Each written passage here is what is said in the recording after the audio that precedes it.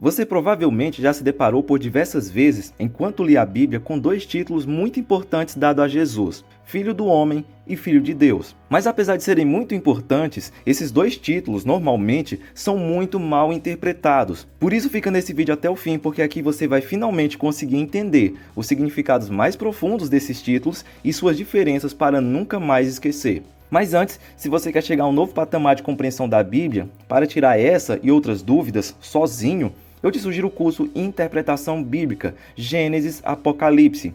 Nele você irá aprender de forma bem simples todos os processos para conseguir interpretar qualquer texto da palavra passo a passo. E esse conhecimento é o que pode estar faltando na sua vida para entender melhor as Sagradas Escrituras. O curso está de promoção e o link para adquirir está aqui na descrição. Sabemos que Jesus tem duas naturezas, ele é divino e humano. Ter essa informação na mente pode nos levar a pensar que quando Jesus se referia a si mesmo como Filho do Homem, ele estava falando da sua natureza humana. E quando ele se chamava de Filho de Deus, ele estava se referindo à sua natureza divina. E bem, não é tão simples assim, porque ambos os títulos têm aspectos que se referem tanto à sua divindade quanto à sua humanidade. E a questão interessante é que a ênfase desses dois títulos talvez sejam quase que exatamente o oposto do que normalmente as pessoas imaginam.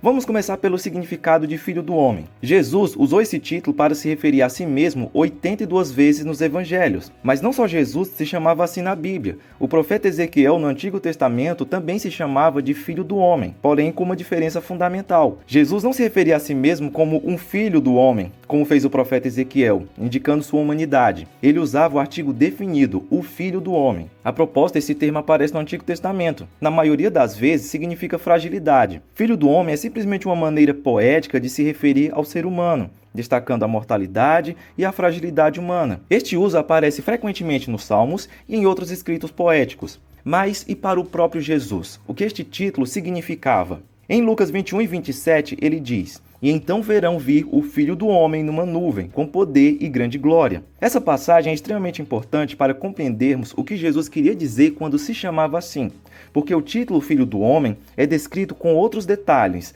nuvens, poder e grande glória. E a partir desse versículo percebemos que quando ele usa Filho do Homem, está utilizando o termo no mesmo sentido que é apresentado em Daniel 7, 13 e 14, que diz: "Depois, em minha visão naquela noite, vi alguém semelhante a um filho de homem, vindo com as nuvens do céu. Ele se aproximou do ancião e foi conduzido à sua presença. Recebeu autoridade, honra e soberania, para que todos os povos de todas as raças, nações e línguas lhe obedecessem. Seu domínio é eterno, não terá fim, seu reino jamais será destruído." É a esta figura enigmática de Daniel capítulo 7 que Jesus se apega para descrever a si mesmo como o Filho do Homem. Ou seja, Jesus não usa Filho do Homem como um termo genérico para falar sobre um ser humano, mas é um termo escatológico aplicado diretamente à pessoa do Messias. E seria esse Filho do Homem meramente um anjo? Não, porque em Daniel os anjos são claramente descritos como anjos. Já esse ser em nenhum momento é chamado ou descrito como sendo angelical.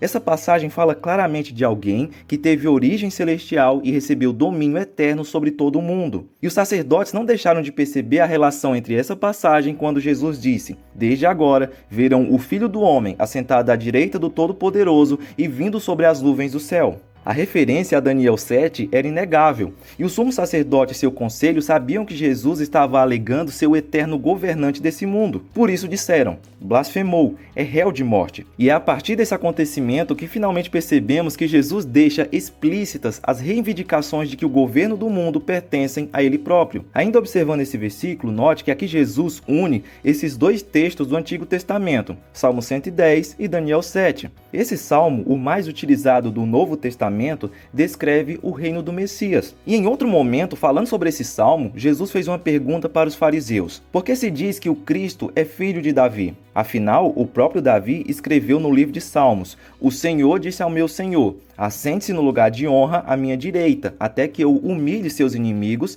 e os ponha debaixo de seus pés." Uma vez que Davi chamou o Cristo de meu Senhor, como ele pode ser o filho de Davi? Essa pergunta não recebeu resposta dos fariseus, mas ela é direta. Se estamos falando do Messias, como ele pode ser descendente de Davi e ao mesmo tempo ser considerado superior a Davi? Quem poderia ter uma autoridade maior do que o próprio rei Davi? O ponto é que, embora o Messias fosse descendente de Davi, ele também transcendia Davi. Portanto, o Messias não só viria da linhagem de Davi, mas também possuiria uma autoridade superior, porque vinha antes dele em importância.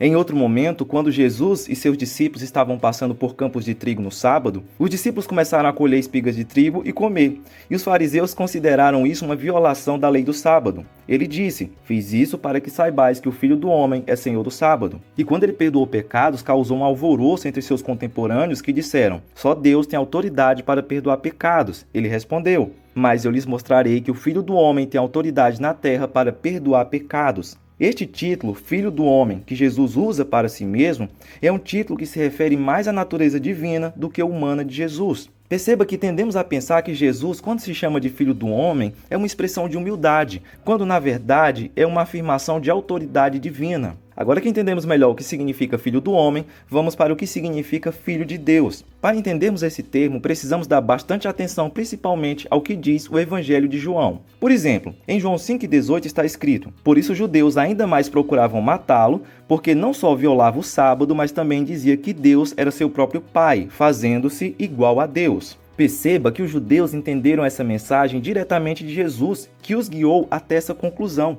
Em João 8, 57 e 58, os judeus zombaram de Jesus perguntando: "Você viu Abraão que viveu 2000 anos atrás?" Jesus respondeu: em verdade vos digo que antes que Abraão existisse, eu sou." Ao utilizar a expressão eu sou, Jesus estava se identificando com Deus, que em Êxodo 3:14 disse: "Eu sou o que sou." Para os judeus, isso era uma blasfêmia extrema, a menos que fosse verdade.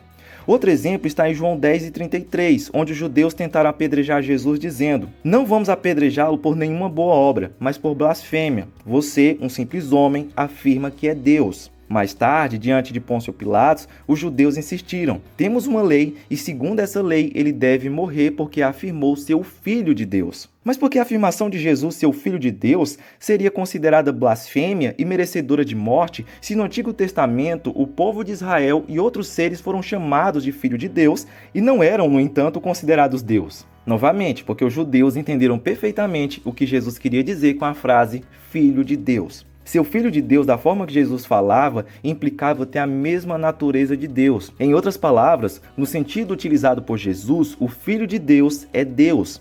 Essa afirmação de igualdade com Deus era vista como blasfêmia pelos líderes judeus e por isso exigiram a morte de Jesus. Hebreus 1:3 reforça essa ideia afirmando: "O Filho é o resplendor da glória de Deus e a representação exata do seu ser." Note que a expressão Filho de Deus passou a significar muito mais do que apenas um Messias humano. No Evangelho de João, ela implica que Jesus estava se fazendo Deus, o que tornava suas alegações ainda mais mortais aos olhos dos líderes judeus. Quanto mais Jesus reivindicava esse título, mais perigosa se tornava sua posição. No final, foi essa reivindicação de divindade e realeza que levou Jesus à sua condenação. Os 3 primeiros versículos de Hebreus tornarão esse termo muito mais claro de maneira simplesmente assombrosa. Eles são enfáticos ao dizer que o Filho é aquele a quem Deus constituiu herdeiro de todas as coisas, pelo qual também fez o universo. Esse Filho é o esplendor da glória e a expressão exata do seu ser, sustentando todas as coisas pela palavra do seu poder. Jesus é a exata natureza de Deus duplicada. Isso o torna exatamente igual a Deus em todos os seus atributos. Além disso, ele mantém continuamente o universo pela palavra de seu poder, algo que só Deus pode fazer. Se combinarmos o que todas essas passagens dizem, perceberemos que o título Filho de Deus, quando aplicado a Cristo, declara com firmeza sua divindade, alguém igual ao Pai em todos os seus atributos. Mas perceba também que o título Filho de Deus é dado em primeiro lugar nas Escrituras àqueles que manifestam obediência ao Pai. A filiação é definida predominantemente não em termos biológicos, mas em termos de estar em concordância ou submissão a Deus. O próprio Jesus, em suas discussões com os fariseus, que afirmavam ser filhos de Abraão, os repreendeu e disse: "Vós sois filhos do diabo, sois filhos daquele a quem obedeceis." Então perceba que esse título também carrega seu aspecto de humildade e submissão de Jesus a seu Pai. O Filho de Deus é aquele que obedece a Deus, e isso nos leva ao aspecto mais humano da natureza de Cristo. Os títulos Filho do Homem e Filho de Deus são fundamentais para compreender a complexa natureza de Jesus Cristo, revelando tanto a sua humanidade quanto a sua divindade. Compreender esses títulos à luz das Escrituras nos permite uma visão mais profunda da identidade e missão de Jesus. Filho do Homem e Filho de Deus não são apenas designações teológicas, mas revelações estratégicas da natureza de Cristo.